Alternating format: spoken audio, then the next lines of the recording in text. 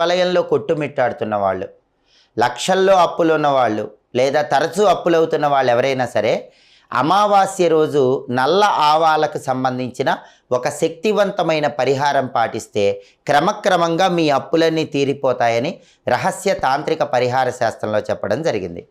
అమావాస్య రోజు మీరేం చేయాలంటే నల్ల ఆవాలు కొన్ని చేతిలో పట్టుకొని మీ ఇంటి పైభాగంలో మేడపైకి వెళ్ళి ఆ నల్ల ఆవాలు చేతిలో పట్టుకొని అప్పులు తీరిపోవాలి అనుకుంటూ ఆ మేడ మొత్తం కూడా 3 సార్లు తిరగండి.